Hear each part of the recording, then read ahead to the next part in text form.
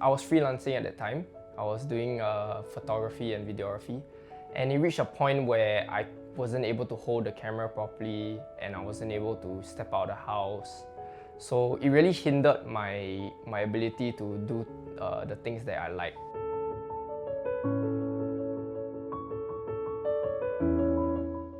When I first developed Tourette's, it was quite mild.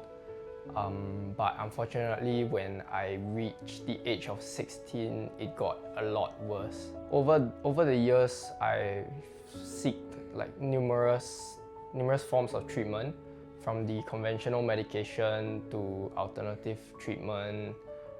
I've also gone for CBT, cognitive behavioral therapy. Yeah, and I think those help to a certain extent, but the effect was quite marginal.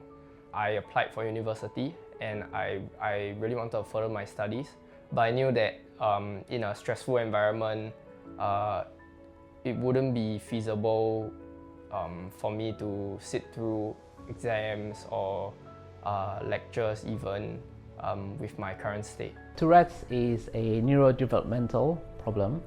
By that, it means that it develops in childhood, and usually the presenting symptoms that people first notice are either motor or vocal tics. And with motor tics, people have abnormal movements, in the face, in the body, and with vocal tics, they produce sounds such as grunting noises. So it's a motor and vocal tic problem. It starts in childhood, 4 to 6 years old, gradually worsens, but for many people in their adolescence, it improves, goes away. But in this certain subgroup of patients, it persists. I believe it was late 2023 where I was hospitalized again for my Tourette's. And yeah, I think that was a very tough period for my family and I. Yeah, so I think that was like the turning point for me to go and find out more about deep brain stimulation.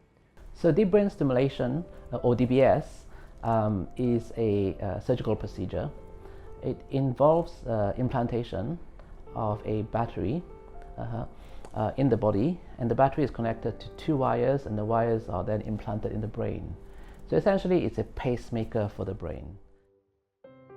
There are guidelines, international ones, that are available that say which patients are suitable and which ones are not suitable for deep brain stimulation. So we obviously matched Samuel to those guidelines. So when I first met Samuel, he came across as a very intelligent, creative young man. He had a great passion, which was for photography. And when I met him and I spoke to him, one of the things he was telling me was that he, this was one of his dreams, was that he could take photographs outside of Singapore. He wanted to travel and go around the world to take photos, and one of the reasons why he could not do it was because of his Tourette's. After evaluating his symptoms and looking at the treatment he's had, I realized that he was actually an ideal candidate for DBS, and that I could make his dream come true.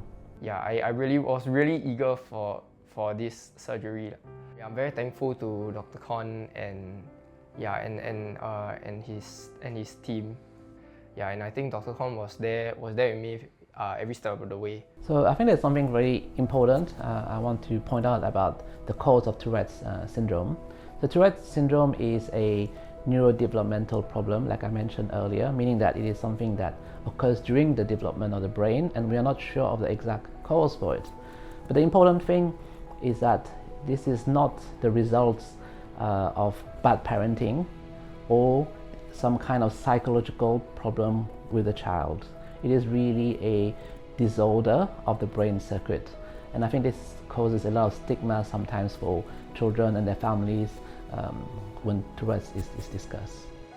I think my life has definitely changed for the better. I'm able to pursue my goals and my dreams without the fear of being pulled back by an uncontrollable condition.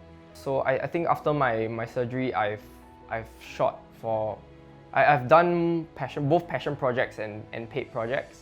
yeah, I think the general consensus that, or the general response that I get from the people I photograph when I tell them that I have Tourette's is that I didn't notice. Honestly, when I heard that, I was taken aback, but at the same time I was beaming. I was really happy. Yeah. So I think what's next for me is, yeah, I definitely completing my university. But I think at the same time I don't plan on stopping photography. Yeah, I think it's something that I enjoy doing. The world is your oyster, right?